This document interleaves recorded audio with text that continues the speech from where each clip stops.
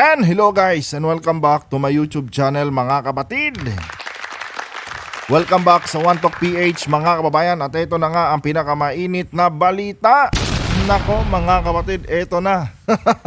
Ito mga kapatid, magandang laban to mga kababayan. Dahil itong si Lacson mga kapatid ay talagang diniinan niya mga kababayan. Itong mga taong posibleng involved mga kapatid sa issue ng corruption sa flood control. At sa iba pang mga balita, mga kababayan, nako mga kapatid, Arnold Clavio mga kababayan, nako, kinontra po ang naging pahayag mga kapatid ni Mayor Vico Soto, na kung saan mga kababayan, ito nga si Mayor Vico Soto mga kapatid ay pinuna. Itong dalawang journalist na sila Julius Babaw at Corina Sanchez matapos nilang i-flex mga kapatid sa kanilang mga channel itong nakakalulang yaman ng mga diskaya. Nag-react si Arn. At yan po ang mga balita mga kababayan na ating tatalakayin po sa bidyong ito. Pero bago ang lahat mga kapatid, huwag nyo po sanang kalimutan mga kababayan na i-like ang ating video ngayon para i-share pa po ni YouTube sa iba pang hindi pa nakakapanood. So bago tayo mapunta dito mga kababayan sa issue ni Senator Lacson, pasadahan muna natin mga kababayan ito pong breaking news ngayon. Ito na mga kapatid. Talagang mananagot dito itong mga diskaya mga kababayan dahil po mga kapatid, BIR mga kababayan, itong ating Bureau of Internal Revenue mga kapatid ay iimbestigahan na po itong mga yaman, itong mga luxury cars na pinagyayabang ni Sara Diskaya. Lagot na mga kababayan. Dito na tayo magkakaalaman ngayon kung yung mga piniflex ni Sara Diskaya na mga luxury cars mga kapatid, kung bayad ba ang mga buwis niyan. Sabi dito mga kapatid, mga luxury assets ni Sara Diskaya at ng kanyang asawa iimbisigahan at isa sa ilalim sa audit ng BIR. Ito, malaking sakit sa ulo to mga kababayan ng pamilya Diskaya. Itong sabi sa balita, iimbestigahan at isa sa ilalim sa audit ng Bureau of Internal Revenue o BIR ang mga mamahaling ari-arian ng mag-asawang Diskaya. Kabilang ang mga luxury cars na mismong inamin nilang pag-aari sa isang panayam. Ang tinutukoy po dito mga kapatid is yun ngang interview mga kababayan ni Julius Babaw dito sa mag-asawang Diskaya mga kapatid. At yan po live ngayon mga kababayan sa YouTube channel ni Julius Babaw. Kaya nga lang, tinurn off ni Julius Babaw yung comment section. Yan ba matapos sitahin mga kapatid ni Mayor Vico Soto ito nga sila Julius Babaw at si Corina Sanchez. Ewan ko bakit tinurn off. Takot siguro mga kababayan takot siguro sila mga kapatid mabash ng taong bayan. Biruin mo, pinicture nyo sa vlog nyo yung corrupt na personalidad dito sa Pilipinas. Itong sila Diskaya mga kababayan itong issue na kinakaharap nila Diskaya ngayon, mas mabigat pa to mga kapatid doon sa issue ni Janet Napoles. Kasi ito mga kababayan bilyon-bilyon po talaga mga kapatid ang kinurap nitong pamilyang ito. Nitong mag-asawang ito. Hindi po basta-basta mga kababayan. Nasapawan na po nila mga kapatid. Pagdating sa corruption nasapawan na po nitong mag-asawang Diskaya itong si Janet Napoles. Biruin mo mga kababayan Luzon, Visayas at Mindanao mga kapatid na operasyon. Yan po mga kababayan ang mga nakuhang proyekto nitong Diskaya, nitong pamilya Diskaya na kung saan mga kapatid yung mga proyekto na ibinigay ng gobyerno sa kanila ay binalahura po nila mga kababayan. At yung mga pondo na ibinigay para doon sa mga nasabing proyekto pinambili lang po ng luho mga kapatid nitong mag-asawang ito. Ang kapal ng muka mga kababayan. Sabi pa dito si Sara Diskaya, dating kandidato sa pagka-alkalde ng Pasig, at kanyang pamilya ang tinutukoy na nagmamay-ari ng Alpha and Omega General Contractor and Development Corporation at Saint Timothy, no, Construction Corporation. Mga kumpanyang kinilalang top 2 at top 3, no, contractor sa opisyal na listahan ng Department of Public Works and Highways. Biruin nyo, top 2 mga kabatid at top 3 contractors, no, ng DPWH. Oh, top 2 at top 3. Pero pagdating sa usaping corruption, top 1. No? Yun talaga yun eh. Biruin mo, sikat na sikat sila ngayon mga kababayan, ano?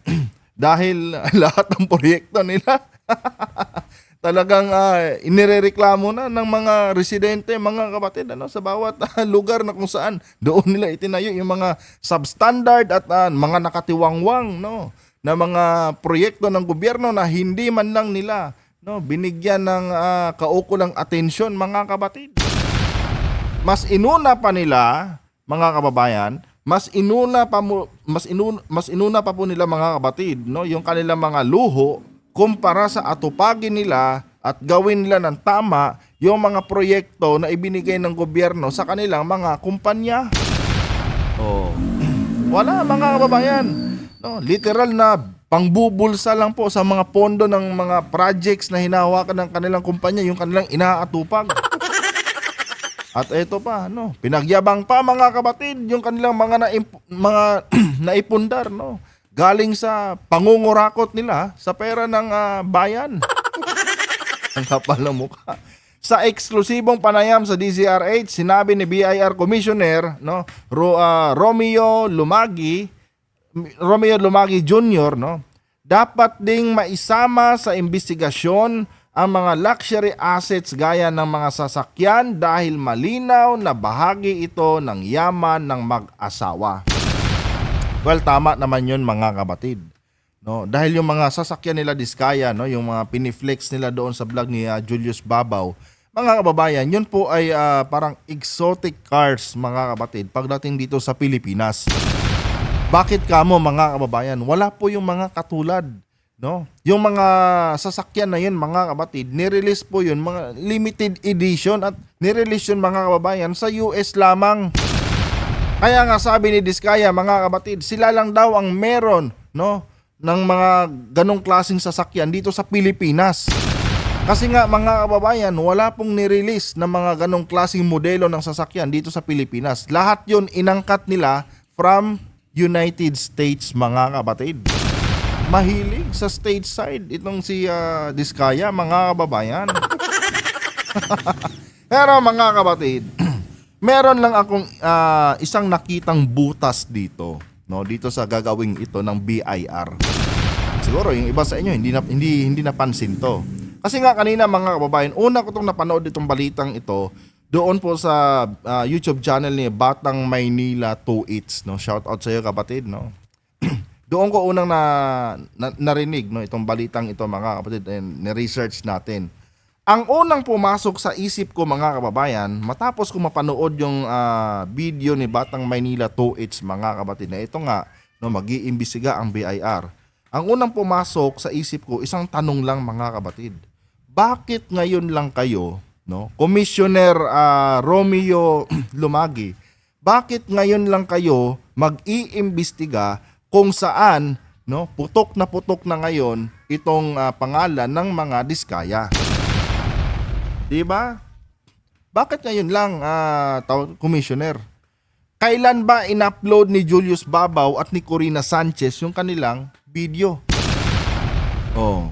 Kung di ako nagkakamali, mga kapatid, 1 taon na po ang lumipas, mga kababayan, matapos yung interview ni Julius Babaw, mga kapatid, dito sa pamilya Diskaya. Oh. Nung time na yun, mga kababayan, yun na po yung video. Piniflex na po nila Diskaya, mga kapatid, yung kanilang mga ari-arian, yung kanilang mga nagmamahalang mga limited edition na mga sasakyan. Oh. And that is 1 year ago, mga kababayan, kung hindi po ako nagkakamali. Ngayon, ang tanong ko, bakit ngayon lang mag-iimbestiga ang BIR? Saan kayo noong mga panahong yon, Commissioner? Oh, 'di ba? Nagets nyo yung point ko, mga kapatid. Kung kailan nasa hot seat na, no, ang pangalan nitong Pamilya Diskaya, tsaka lang din kayo gumalaw. Saan kayo? No. Noong time na in-upload ni Julius Babaw sa kanyang channel, yung kanyang interview dito sa Pamilya Diskaya, dapat noon pa man, inimbestigahan nyo na. No? Nagsimula na dapat kayong mag-imbestiga. Dahil unang-una, may record na itong Pamilya Diskaya sa BIR, mga kapatid, na kung saan nagka-problema sila doon sa kanilang declaration, sa kanilang asset yata yon, ng asset ng kanilang kumpanya, no? Na kung saan yun po yung naging dahilan kung bakit binan or na tawag nito, yun nga, na-ban yung isa nilang construction company. So doon pa lang, no, meron na pong record itong mga Diskaya. Dapat nung time na yon na inere nila Julius Babaw at Corina Sanchez yung kanilang mga interview dito kay Diskaya, na kung saan piniflex nga yung mga ari-arian nila, dapat na alarma na kayo doon. Ito may bahid to ng pandaraya sa kanilang sa kanilang mga assets. Tignan nga natin kung bayad ba ang buwis nitong mga sasakyan na kanilang piniflex. Dapat noon pa lang, attorney Romeo Lumagi, Commissioner Romeo Lumagi, dapat noon pa lang nag-imbestiga na kayo. Ngayon, mga kapatid, ang analyzation ko dito, no, is ganito. Kaya siguro naisipan na ng BIR na mag-imbestiga na, mga kababayan, kasi baka pag humarap sa Senado itong mag-asawang ito, mga kapatid, at tinanong sila, no, ng mga senador kung kamusta yung tax nito, BIR, nagbabayad ba ito ng tax? Baka wala silang maisagot.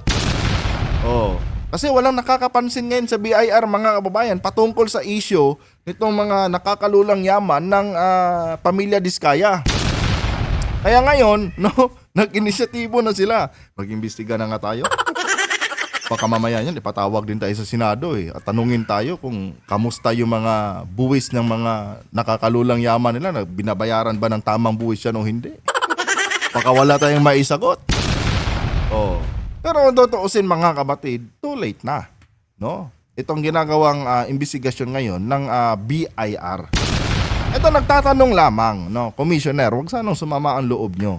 Kasi yun talaga ang unang bagay na pumasok sa isip ko noong mapanood ko yung video kanina ni Batang Maynila 2H. Ngayon pa lang kayo mag-iimbestiga. Ibig sabihin, noong inilabas ni Julius Babaw yung video niya patungkol sa interview dito sa pamilyang ito, no, na kung saan pinapakita doon yung mga limited edition nilang mga luxury cars, hindi man lang kayo nag-imbestiga kaagad. May record na yan nasampulan nyo na nga yung isang kumpanya niyan kasi hindi sila nag-declare ng tamang tawag na assets. 'Di ba? Ngayon, nung lumabas yung video na yun, wala kayong ginawa. Dapat yung mga ganitong tao na meron ng tawag nito, meron ng record ng pandaraya sa kanilang mga buwis, mga kapatid, dapat minomonitor lagi yan ng BIR. Hindi yung kung kailan nasa hot seat na yung mag-asawa, ngayon lang kayo. Ngayon lang kayo mag-iimbestiga. Ay, pagpalagay natin, hindi na booking itong mga Diskaya sa kanilang mga nakakalulang yaman. Hindi nag-trending, hindi nalagay sa hot seat. Saan kaya ang BIR, mga kapatid? Diba? Pero ganun pa man, no? Salamat pa rin, Commissioner tawag ni Romeo Lumagi. No? Dahil nag-aabang din ako sa resulta ng inyong imbestigasyon patungkol dito sa nakakalulang yaman ng mga Diskaya. Kasi baka mamaya niyan, mga kababayan, hindi talaga binabayaran ng tamang buwis yung kanilang piniflex dyan, na mga luxury cars. Flex pa more! Ay nako, ito na resulta sa kayabangan ni Diskaya, mga kababayan, lalo na itong si Sara Diskaya, mga kapatid, na sobrang yabang. Proud na proud talaga. Kami lang ang meron yan dito sa Pilipinas. In-export pa namin yan, galing Amerika. Mahilig sa stateside. Nakabili ka ng luho mo, yung proyekto ng gobyerno, binalahura mo. Di ka ba nahiya doon? No? Sobrang kapal na ng mukha nyo. 'Di ba? Proud pa kayong ipagmalaki, no, na talagang lumobo yung yaman nyo noong makakuha kayo ng proyekto sa sa DPWH. 'Di ba? Proud na proud pa sila no, nakakuha daw sila ng mga kontrata sa DPWH, mga kapatid, bigla daw nag-boom yung kanilang buhay. Parang hindi mag-boom.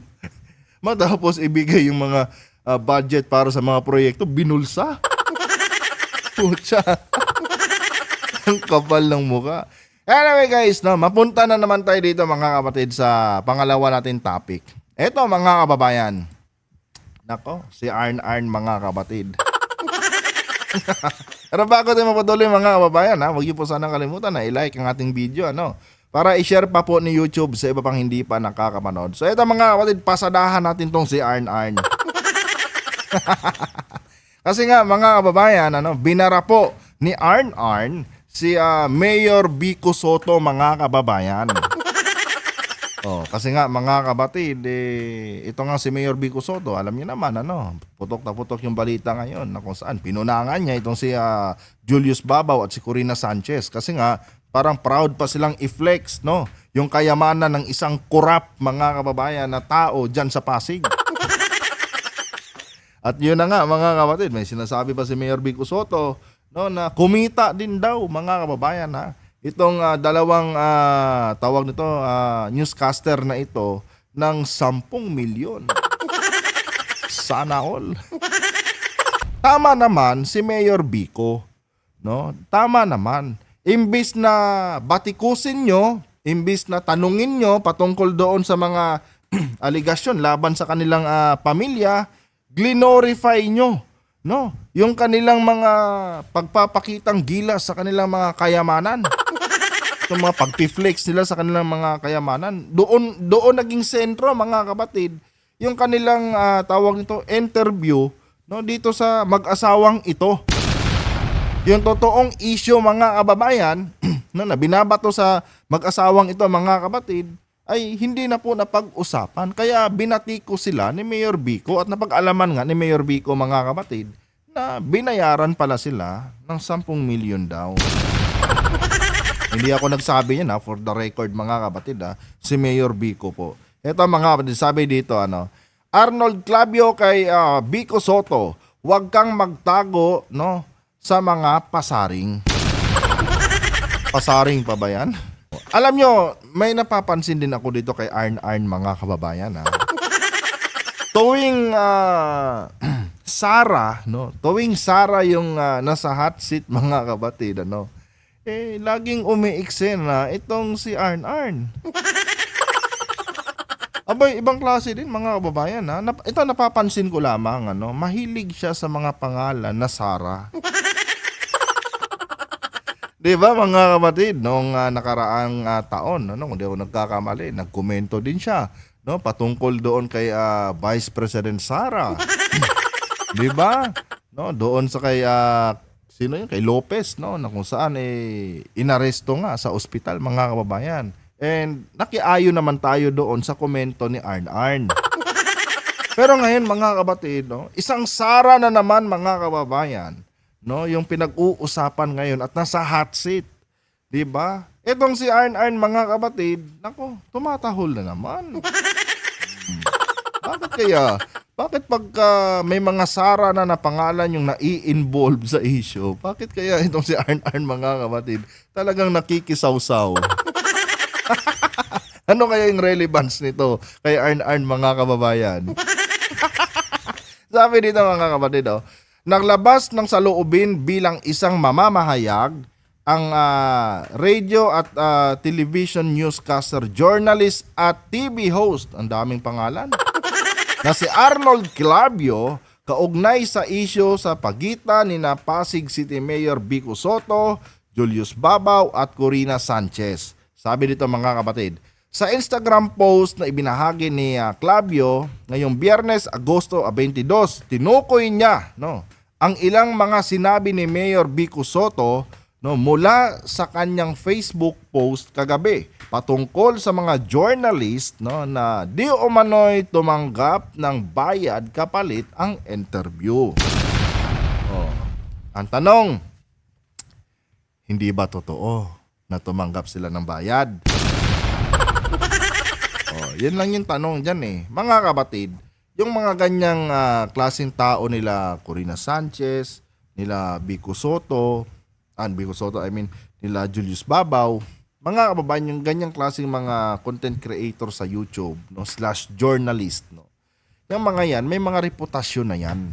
May pangalan na yan sa industriya, mga kapatid. Ngayon, no, pag nagpa-interview ka dyan sa kanila, mga kababayan, may bayad yan. Lalo na kung panahon ng halalan. 'Di ba? Hindi yan libre, mga kapatid. And ito, mga kababayan, panahon po ng halalan yung kanilang interview. 'Di ba? Papunta na po sa midterm election, mga kapatid. And alam naman natin, mga kababayan, base pa lang sa tawag nito, sa synopsis noong kanilang mga interview, mga kapatid. Alam na natin kung ano yung tema ng mga ginawa nilang content patungkol dito sa pamilya Diskaya. Paiyak-iyak pa nga si Sara Diskaya dun eh. Di ba? Alam na natin kung ano ang purpose ng nasabing interview. Do you believe, mga kababayan, na yung ganitong klaseng tao, kila Corina, kila Julius Babaw, no, libreng mag-i-interview yan, no, dito sa mga aspiring politician na ito? Oh, di ba? Ako, mga kapatid, hindi ako naniniwala na libre. No, kasi may mga pangalan na yung mga tao na yan eh. Di ba? May brand na sila, kumbaga, mga kapatid. Oh, ngayon nakipag-collaborate sa kanila yung isang aspiring politician. Do you think, mga kababayan, ibibigay nila ng libre yung nasabing interview? Oh, tapos ganito pa kayaman yung ini-interview nila? Malamang sa malamang, mga kapatid, alam na. Oh. hindi tayo nag-aakusa dito, ha. Ina-analyze lang natin, mga kababayan. Sabi pa dito, Mayor, no, kung mayroon kang matibay na ebidensya, sabi to ni Arn, mga kapatid, ha. Mayor, kung mayroon kang matibay na ebidensya laban kina Babaw at Sanchez, no, na nagbabayad sa mga mag-asawang Diskaya para sila ay makapanayam, ilantad mo. Diyos ko naman, Arn. Ikaw talaga, talagang mahilig kang magpatawa, ha? Kahit hindi na ilantad ni Vico Soto yung ebidensya, mga kapatid, kung meron man siya, common sense na lang yan eh. 'Di ba? Common sense na lang yan. Papalapit yung halalan. Aspiring mayor itong si Sara Diskaya. Ano ba ang tawag mo dun? 'Di ba more on promotion 'yon? 'Di ba? Mga kapatid, para i-promote, no, yung kanilang pangalan, no, yun yung purpose ng nasabing interview nila Diskaya, no, dito kay Corina at kay Julius Babaw. Hindi mo na kailangan ng ebidensya eh. Papalapit ang halalan eh. Aspiring politician sila eh. Common sense na yon, Arn. Ibang klase din si Arn, mga kababayan, ha. Sabi ba dito? Sinabihan ni Clavio si Soto na huwag magtago sa mga pasaring at sabihin mismo ang nalalaman nito kaugnay sa sinabi nito na halagang ibinayad umano sa mga mamamahayag. Bakit ka interesadong malaman, Arn? Diba? Ano bang paki mo? No, kanya-kanya naman kayo ng trabaho ni Babaw at ni Sanchez. Bakit mo gusto malaman? Chismoso din to eh. Sabi dito, sabi to ni Arn, mga kapatid. Kung hindi ka sigurado sa 10 milyong piso, sana all. Pangarap ko rin magkaganyan, mga kapatid. May interview tayo, tapos babayaran tayo ng ganyang kalaking pera. Nga lang, ultimo lang tayo eh. Kung hindi ka sigurado sa 10 milyong piso, magkano ba? Ang tanong ko naman sa iyo, Arn, bakit ba? Bakit ka ba interesadong malaman? No? Ano bang paki mo? Hindi ka naman kasali sa issue eh. O meron ba? Oh. Dahil sabi mo, alam nyo na, hindi ko ito inaasahan na manggagaling sa iyo, no? Napaka-irresponsableng pahayag na ito. Nako, Arn. Ewan ko ba sa'yo, bakit mo ba kailangan malaman? Oh. Hindi naman ibig sabihin na pag nasira ang pangalan ni Sanchez at ni Julius Babaw, masisira na rin yung pangalan mo. Kanya-kanya naman kayo eh. 'Di ba? Hindi naman kayo iisang kumpanya lang eh. No? Kanya-kanya naman kayo at lalong hindi kayo magkapatid. Kaya ang kasiraan ni kung sakali lang ang kasiraan ni Julius Babaw at kasiraan ni Corina Sanchez ay hindi pwedeng maging kasiraan mo. Oh. Technically, hindi ka related dito. Ang layo. No, siguro doon lang tayo sa part na nasa journalism kayo parehas, pero hindi naman sinisingle out, no, ni Mayor Vico yung buong journalism industry, 'di ba? In fact, may pangalan siyang minention eh. No, naging specific siya doon sa mga taong pinaparatangan niya. Oh, hindi naman niya sininggle out na ito mga journalist na ito, ganito ganyan. Oh, 'di ba? Ang kasiraan ni Corina Sanchez at ni Julius Babaw, no, kung totoo mang nagpabayad sila, hindi yan magiging kasiraan mo, Arn. Kaya wag ka nang umepal. Nako naman, ito talagang si Arn, mga kabatid, oh. Sabi pa niya dito, wag kang magtago sa mga pasaring, parinig o haka-haka. Haka-haka ba yan? Nagbigay na nga siya ng konkretong statement nga eh. Oh, malamang may intel yan. Oh. 'Di ba? Dahil sa industriya namin. Industriya namin. Dahil sa industriya namin, mahalaga ang terminong verification ng facts. Kaya pala. Sarabi! Pasok? Nako, ano kaya naging reaction dito mga babayan ni Sarah B? Mahalaga daw mga kapatid, sabi ni Arn dito. Mahalaga ang terminong verification ng facts, no, sa pagbabalita. Oh, verification ng facts. Bakit nagalit ka dati kay Bintolpo? Bine-verify lang din naman ni Bintolfo dati yung mga facts. Patungkol kay Sarah. Oh, bakit? Oh, ba't parang masyado kang nanggigil dati. Oh, bago ka magsalita kasi Arn, i-apply mo muna sa sarili mo yung sinasabi mo. Tsaka isa pa, hindi naman parte ng journalismo itong si Mayor Vico. Oh. Hindi naman siya journalist, 'di ba? Ang sinabi ni Mayor Vico Soto ay sariling niya 'yon, no? Sariling damdamin niya 'yon. Nagpahayag lang siya ng sarili niyang alam niyo 'yon, disappointment mga kapatid. Dahil nga itong mga ganitong may tawag nito, may reputasyon ng mga klaseng tao tulad ni Babaw at ni Sanchez, no, ay nagpapagamit, no, ayon sa pananaw ni Mayor Vico ay nagpapagamit sa isang korap na katulad ni Diskaya. Oh. Kumbaga in-express lang ni Mayor Vico yung kanyang saloobin, no? Hindi ka naman kasali doon, Arn. Oh, bakit ka nakikisaw-saw ngayon? Talaga naman tong si Arn. Ay, nako.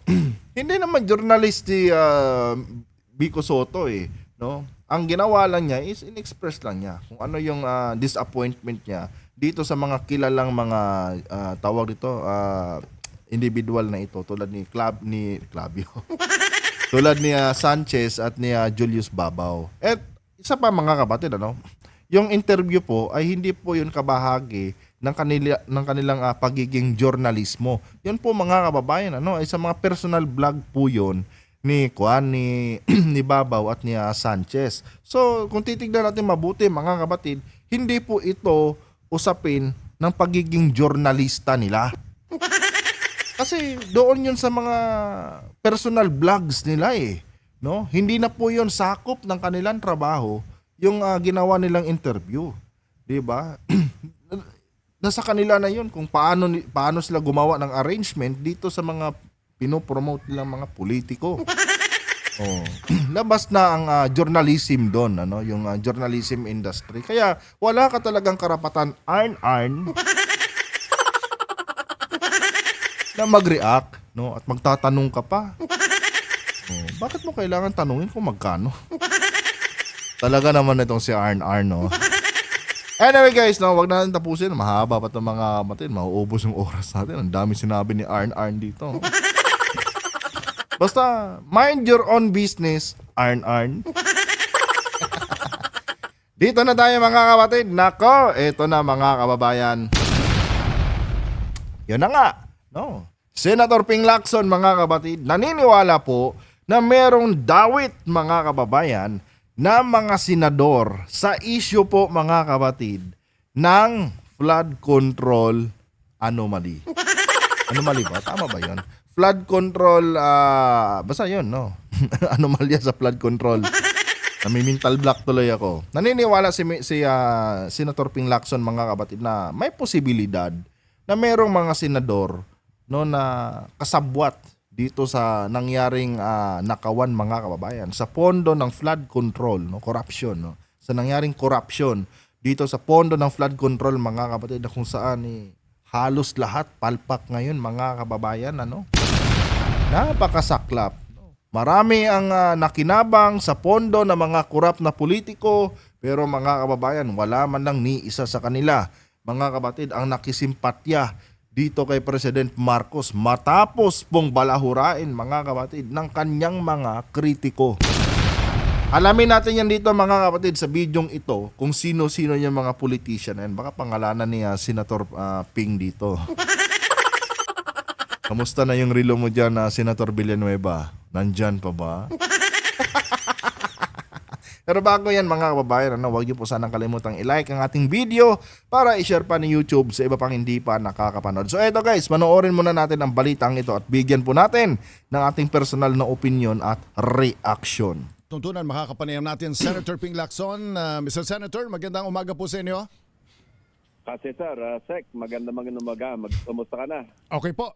Dalawang bahagi po ang aking itatanong. Una ay yung nababasa ko sa social media at tanong ng ating mga kababayan.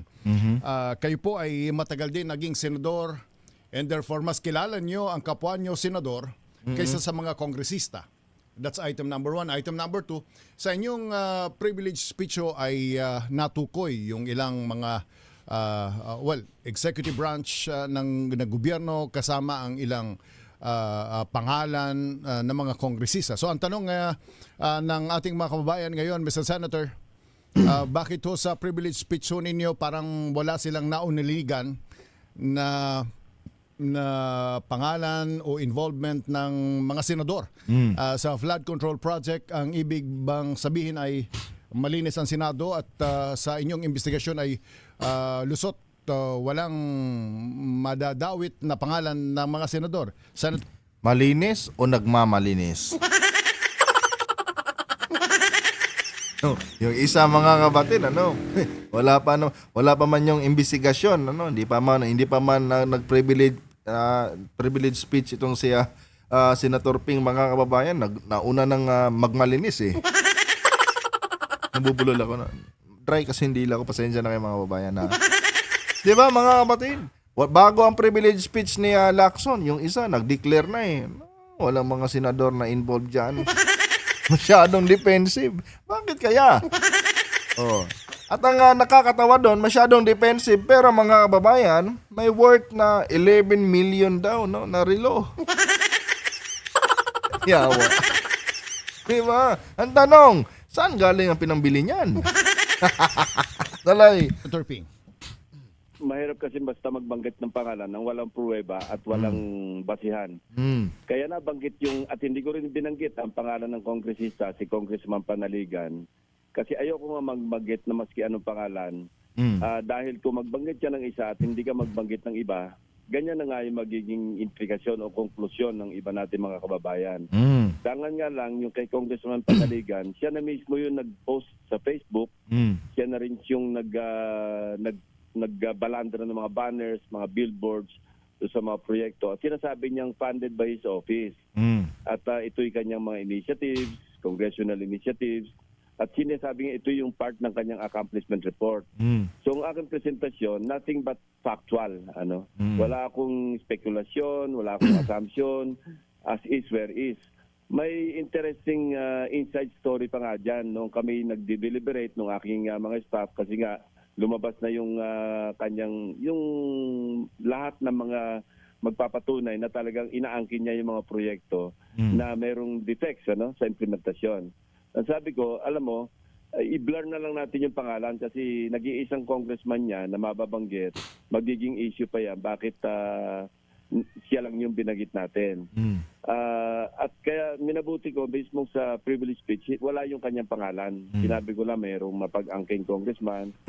Pero ba't nang huli, nung nag-uusap-usap na kami, sabi ko, on second thought, why should we cover up for him?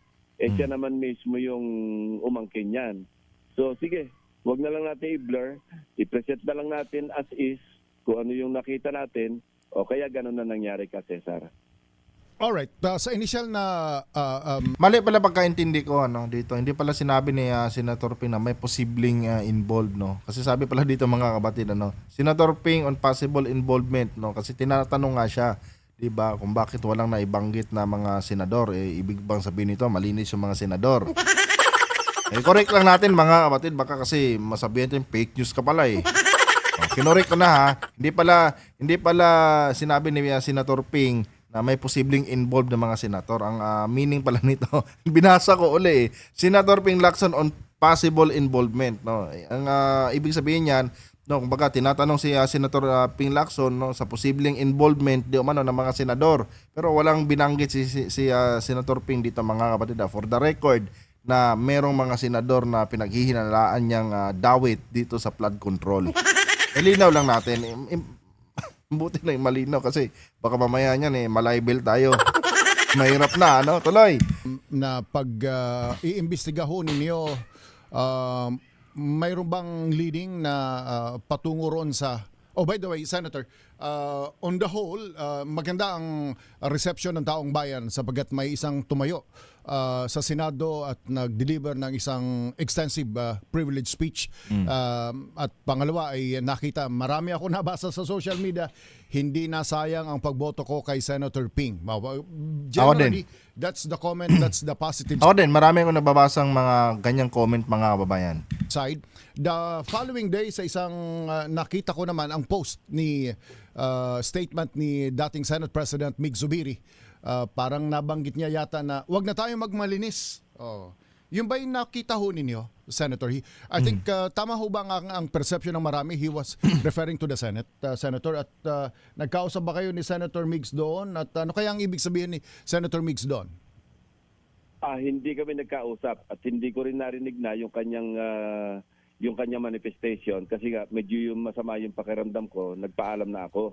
At pinagbiling ko na lang kay Senator Tito Sen, kung pwedeng paki-manifest na lang na unwell ako at kung pwedeng i-suspend na muna yung consideration at sa Martes na kami mag-resume nung sa tinatawag na period of interpellations. So hindi ko alam kung ano yung sino tinutukoy ni Senator Migs. Pwedeng tinutukoy niya mga kasama namin sa Senado. Dahil kung sabihin mong wag na tayo magmalinis, kami yon, Senado yon. Nako, mga kapatid. Si Mig Zubiri pala ang may hinala. Hindi pala si Lacson yung may hinala, mga kapatid. Si Mig Zubiri. Kasi nga daw, sabi ni Mig Zubiri, wag na tayong magmalinis. Nang ibig sabihin, mga kababayan, kumbaga, parang may pinaparinggan itong si Mig Zubiri, mga kapatid, na wag ka nang magmalinis dyan. May 11 million kang relo Diba? Sa tingin niyo mga kababayan, magbibitaw ng ganong salita si Mig Zubiri, mga kapatid, kung wala naman siyang pinaparinggan or pinapatamaan sa mga sinabi niyang yun. Oh, 'di ba? Kaya niya nasabi 'yun, mga kababayan, dahil siguro naniniwala si Migs na merong dawit dito. Oh. Maghalungkat lang kayo ng mga record nila, makikita niyo kung sino yan sila. Saloy. Alright. Senator, malamang nakita nyo rin siguro sa social media na kumakalat yung mukha ng 3-4 ninyong kasama ngayon. Unfairly or fairly ay nakikita ngayon ng taong bayan sinishare ng iba't ibang sa social media pages and mga tao na investigador in at the same time suspect, no? Taong bayan na yun, taong bayan na yun. I don't think may nag-i-instigate yan or whatever is the motive, pero mukhang taong bayan na ho yan. Sino kaya yun, mga kababayan? Ang nasa isip ko, isa lang eh. No? Yung lagi nating pinag-uusapan dito. Pero kung 4 yan, mga kapatid, sino kaya yan? Oh. Nagtataka ako kung sino yan. May idea ba kayo kung sino yan, mga kapatid? I-comment nyo dito sa baba. Kasi hindi ko napansin yan eh. Bihira kasi ako magbukas ngayon ng Facebook eh. Nagbukas lang ako kanina ng Facebook ko, mga kababayan, noong tawag nito, napanood ko nga yung tawag nito, content ni Batang Manila 2Hits. Na patungkol nga doon sa BIR. Pero patungkol dito sa sinasabi ng reporter, hindi ko alam kung sino yun, mga kababayan. Pero kung ganon, meron na rin talaga tayong pinaghihinalaan dyan, pero nag-iisa lang to eh. 4 daw, mga kabatid eh, sabi dito eh. Sino kaya yan, mga kababayan? Ay, nako, tuloy. Does this disturb you, Senator? Well, yes and no. Kasi, alam mo, yung mga netizens talagang very active, ano? Pag meron sila nakita o narinig na remarks, agad-agad pinapack-check nila. At ito rin talaga nagbunsod sa amin. Sabi ko, actually nakapokus lang kami nung una sa Oriental Mindoro. Pero sinabi ko, ito sigurado sasabihin ito, isolated case, tapos ipapack-check tayo ng gusto. Sa kailangan, hindi lang isang counter-check, babalikan pa natin, i-check pa uli natin kung totoo ba o tama ba yung ating natumbok o at yung ilalabas sa privilege speech. Totoo nga, alam mo, after ng privilege speech, sunod-sunod yung mga members ng media, sinadya mismo yung mga lugar na sinabi ko. At bine-verify nila kung talaga ba may ghost project doon, kung talaga bang merong substandard materials doon. In-anticipate na namin yon. Pati yung sinasabi ni Secretary Bonoan, isolated case ang Bulacan, in-anticipate na namin yon. Kaya nga sabi ko, magsagawa tayo ng random sampling. Magsagawa tayo ng mga case studies, hindi lamang sa isang lugar. Ako personally nakita ko, Senator, halimbawa may proyekto 2011 from point A to B, 17 million. The following year, from point B to A, 17 million. This is, nung nagpi-privilege speech so kayo, parang ang pakiramdam ko, this is not actually new. Kaya lang ngayon, at least lumabas na mismo sa halls of Congress, nakita na ho ito, Pero pagkatapos ng privilege speech ho ninyo ay lumabas ang sa media na may mga natanggal na district engineer. Yung district engineer pa lang yon dahil lang sa privilege speech yun, so finalo ng media, na-appoint pa lang regional director.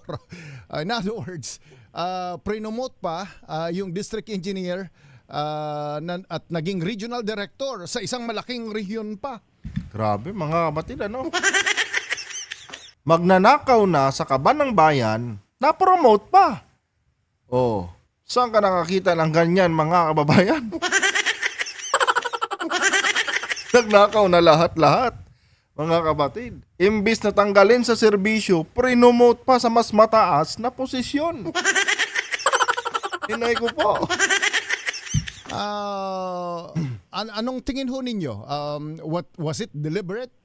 Was this a prize given, awarded, or pure negligence or lack of complete study work ng sino mang nag-appoint sa kanya? Nag-promote sa kanya? Hunyo pa yon. Marami ng kontrobersya yung First Engineering District ng Bulacan. Pero nung June, yung district engineer, si Henry Alcantara, siya ay pinromote na maging assistant, hindi regional director, assistant regional director ng 4A. Ganun pa man, na-promote pa rin. Di ba? Ito yung best friend ni Joel, mga kapatid. Henry Alcantara. Oh. Imbis na tanggalin, mga kababayan, prinomote pa nga. Grabe, mga kapatid. Ibang klase, mga kababayan, ano. Nakakawalang baga, parang wala talagang hustisya eh.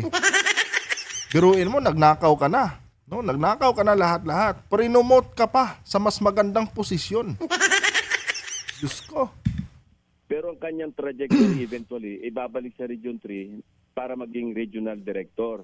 Ang pumalik sa kanya, yung kanyang ADE, yung assistant regional director, na siya yung ngayong district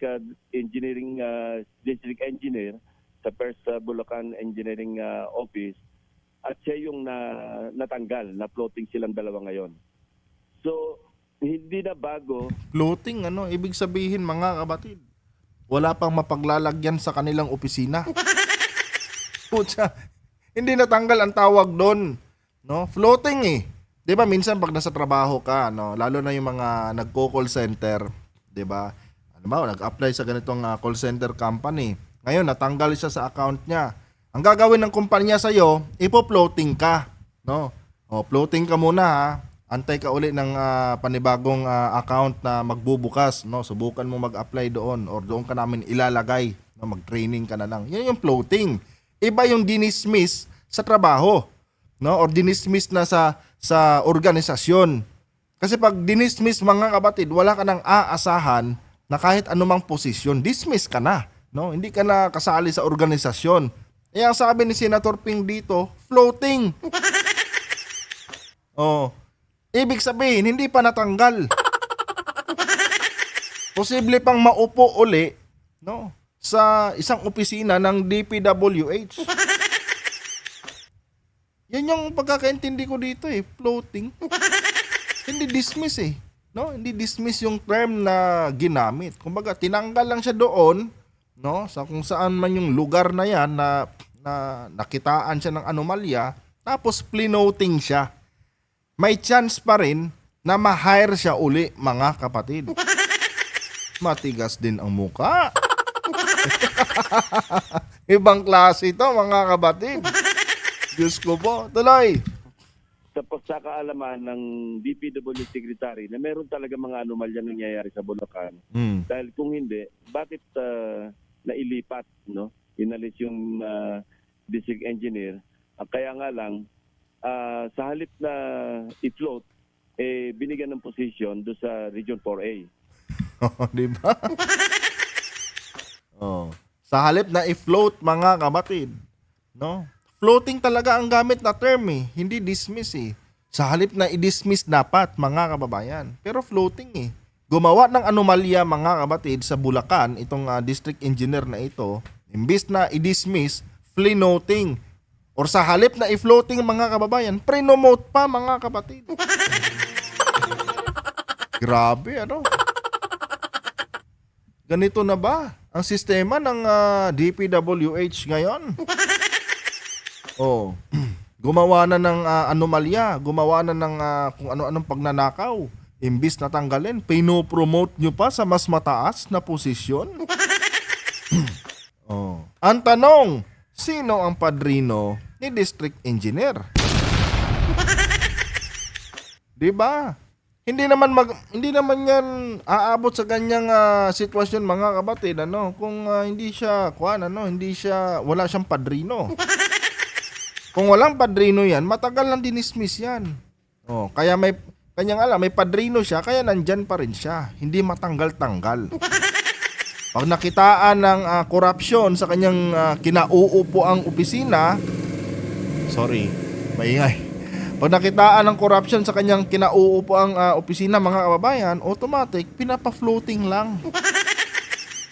Hindi dinidismiss, mga kapatid. Oh. Grabe, mga kababayan. Baboy pala itong mga tao sa DPWH. Diyos ko po. Tuloy. Bilang Assistant Regional Director. punong-puno ng anomalya yung Bulacan. Actually, may mga nakausap kaming, sabi ko nga sa aking privilege speech, hindi naman ito hinugot sa aming sa hangin o kaya kami mismo nag-assume. Kausap namin mismo, taga-DPWH eh. Kausap namin mismo, mga kontratista. Kausap namin mismo, mga mamamayan. Kaya ito yung aming paraan ng pagka-counter-check. Pag aming team, face value, amin na lamang ilalagay sa aking privilege speech. So hindi pwedeng itanggi na yung nilalaman ng aking privilege speech ay walang basihan. Kaya nga minabuti namin na ilagay lahat sa slide, sa PowerPoint presentation para malinaw. Kasi kung sasabihin ko lang na merong ghost project dito sa Calero, Barangay Calero, o kaya sa Sitio Dike, dito sa Barangay Apitong, hindi ito sapat para sabihin ng mga mamamayan, nasaan yun? So sabi ko, puntahan nyo yung lugar at kung halimbawa hindi kayo maka-access, magdala kayo ng drone. Kasi alam mo, mula pa nung dati pang senador ako, bumili na ako ng drone noon eh. Ginagamit na namin yan pagka sa mga budget deliberations noon. Kinukunan namin talaga yung mga defective na proyekto para maliwanag na makita ng ating mga kababayan yung illustration. Senator, Naniniwala ba kay mga kapatid na sa kabila nitong napakalawak na korupsyon na nangyari sa Bulacan, wala pa ring alam si Villanueva?